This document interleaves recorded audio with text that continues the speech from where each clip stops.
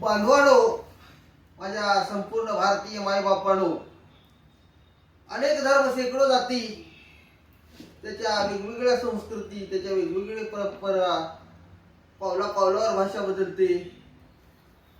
हे सर्व या 121 कोटी लोकसंख्या असलेल्या देशात, म्हणजे साधारण 150 कोटी लोक एकत्र बांधणार हे भारताचं संविधान, जे जगाच्या पाठीवर सर्वात मोठं लिखित स्वरूपाचं संविधान तर ठरलेलं आहे.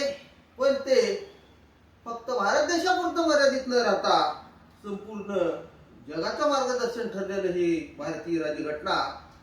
या राज्यघटनेचं एका अनेक महत्वपूर्ण वैशिष्ट्ये आहेत. त्यापैकी सगळ्यात महत्वाचं वैशिष्ट्य म्हणजे या देशातल्या स्त्रियांना आणि पुरुषांना एकाच वेळी मताचा अधिकार देणारं भारतीय संविधान हे जगामध्ये पहिलं आहे. अमेरिका असो, इंग्लंड असो, जे इंग्लंड लोकशाहीची जननी म्हणतं स्वतःला, त्या इंग्लंडमध्ये सुद्धा कित्येक वर्ष महिला त्या मताच्या अधिकारासाठी झगडल्या, आंदोलन केलं. अमेरिकेतही तसंच झालं. आणि दुबई सारखं श्रीमंत प्रगत राष्ट्र त्याला जवळजवळ 2020 पर्यंत तिथल्या महिलांना मताचा अधिकार नव्हता. म्हणून आपला देश 15 ऑगस्ट 1947 ला जरी स्वतंत्र झाला, तो फक्त परकीयांच्या गुलामीतून आपण मुक्त झालो. पण आपला 85% वर संपूर्ण बहुजन समाज हे 15% लोकांचा गुलाम होता.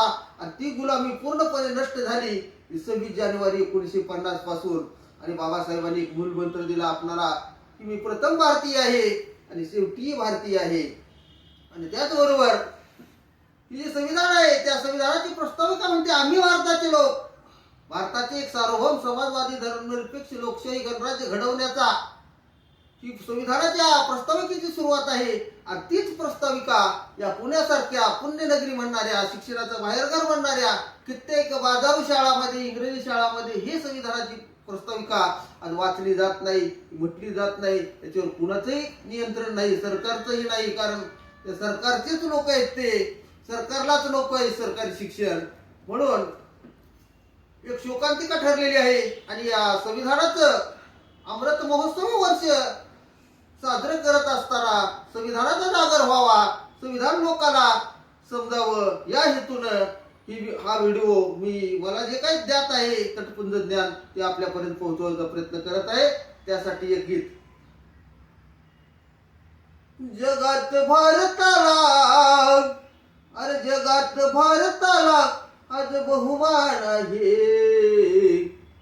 कारण भीमबाचे, कारण भीमबाचे ते संविधान आहे. कारण भीमबाचे ते संविधान आहे. पुरुषा इतकाच, अरे पुरुषा इतकाच स्त्रियांना मान आहे. एवढंच नव्हे, अरे या भारताचा पंतप्रधान मोदी आहे. मोदी या भारताचा पंतप्रधान आहे. कारण भीमबाचे, कारण भीमबाचे ते संविधान आहे. कारण भीमबाचे ते संविधान आहे. जय भीम, जय संविधान, जय भारत.